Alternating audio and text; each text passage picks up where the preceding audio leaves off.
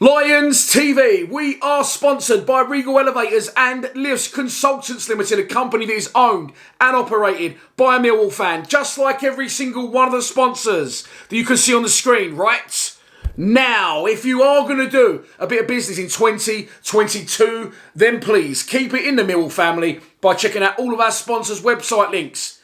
They're in the description below. This is your preview show for the big one on Saturday, the Battle of South London. Our local rivals, Crystal Palace, come to town. Let's start out by taking a look at the 11 that Gary Rowett might pick to get the job done. So as we know, Crystal Palace of the Premier League, but as I've already said, local derby, so form will be out the window. It's a cup match, form will be out the window. And let's not forget as well, a sold out den will watch it. My nipples are hard, genuinely, talking about it. Of course, the tie has to be finished on the day as well. There is no longer replays in the FA Cup. I think COVID has played its part in that. So we'll go to extra time and penalties and breathe, if need be, in South Bermondsey on Saturday. It's a 12:45 kickoff.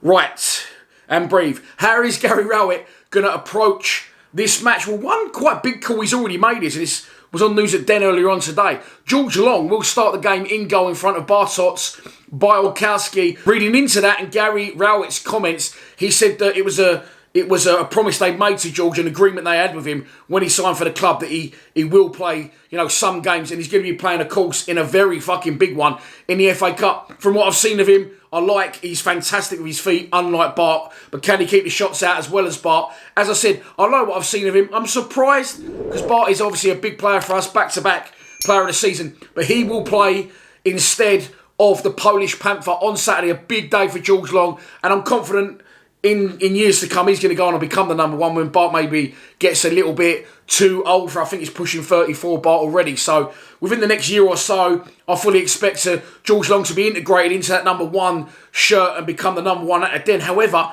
he hasn't played any games. He hasn't played for the 23s. So is it risky? Well, obviously not. He's obviously impressing in training, and I'll be excited to see him between the sticks on Saturday. Other news, of course, if you've been on a different planet in the last 24 hours, Jed Wallace, linked with Besiktas, according to Sky Sports, has agreed to sign a pre-contract agreement with the Turkish club in the summer, and now thrown into the mix last night as well, late, Richard Cowley said that Nottingham Forest had a double bid rejected. So Jed Wallace, regardless, won't play in the game as he has a quad injury and hasn't trained at all. So he's expected not to figure. I don't want to be harsh on Rowett, but I've got to be straight here, and what I'm going to say is this. If Neil Harris was in charge, without doubt, I think we win the game. I have absolutely no qualms about that, because he had the Millwall-ness. He went for the juggler against the big clubs at home, fearless, pumped the ball forward to the big man, get in and around and create chances. And we saw scalps fall, such as Watford, Bournemouth, Leicester. We nearly beat Brighton, didn't we? Didn't actually beat Brighton, but we pushed them close. Everton, of course, probably the biggest scalp, well, definitely the biggest scalp of all, although Leicester were champions of England when they came to the Den in 2017. Under Rowett, it's going to be a different kettle of fish. He can't go for a draw because the game has to end on the day. I think a flat back four is definitely what we want, and go for it. Go for the win. Fuck it. What's the worst that can happen? We try and consolidate and they nick one on the break, or so. They nick one goal, and then we've got to fucking pepper them. A full house. Probably one of the first full houses Gary Rowett's going to see at the ground, in all fairness. So hopefully he takes that into consideration. He takes it as a derby into consideration. He takes into consideration we're the massive underdog. We've got nothing to lose. We're not expected to beat Crystal Palace. But I honestly feel if he can get the crowd on board early doors, we could be in for another historic day at the Den. Moving on to our opposition, it is the Nigels up the road. As I've already said, managed by ex-Arsenal legend Patrick Vieira. Of course, they had Roy in charge, didn't they, for a long, long time. He stood down, and in come Patrick Vieira, and he's a fantastic player, and he's starting to turn the wheel now as their boss. I've seen him, in interviews and things like that, and he's quite authoritative, no nonsense, don't take no shit, and I think, he's going to build well there, but hopefully that won't happen until we knock them out of the cup on Saturday. It's a little bit of a thing for them as well. We're without Jed.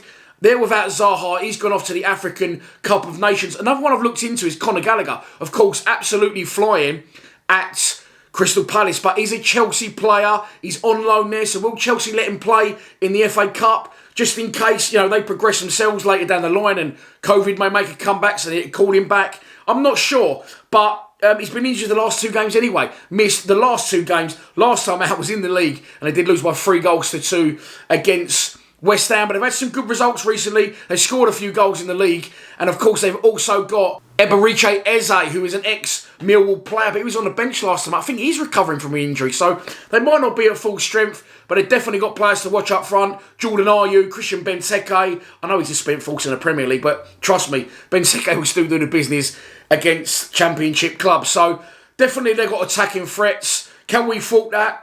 Yes, I think we can, and now I'm also starting to believe that we can score goals at the other end of the pitch as well. So let's get into it. I can't delay it anymore. So this is your pre-match prediction, and here we go. We're going to win the game. We're going to knock Crystal Palace out of the cup. I fear for my well-being if I say anything other than that, but if Rowett genuinely gets the fans on board early doors with some attacking football, picks the right sort of players, then Scott Malone will come off the bench in extra time and win it for us 1-0 at the Den, which will put us into the 4th round draw of the FA Cup. Bring on Saturday. Come on, you fucking Lions. Whew, and breathe. I am so fucking excited. I don't know if you can tell, for Saturday. It's only Wednesday night for me. I know you're watching this on Thursday night, but I filmed it on Wednesday night as I've got work tomorrow, and I am genuinely, absolutely buzzing my tits off to get to the Den for a 12:45 kickoff on Saturday. Please be sure to check out the fan score predictions from the other boys at Lions TV that's gone out at the same time as this video. And if you think you know what the score's going to be, don't be shy to let me know in the comments below. And all that's left for me to say is I will see you in beautiful South Bermondsey on Saturday. Please subscribe to Lions TV.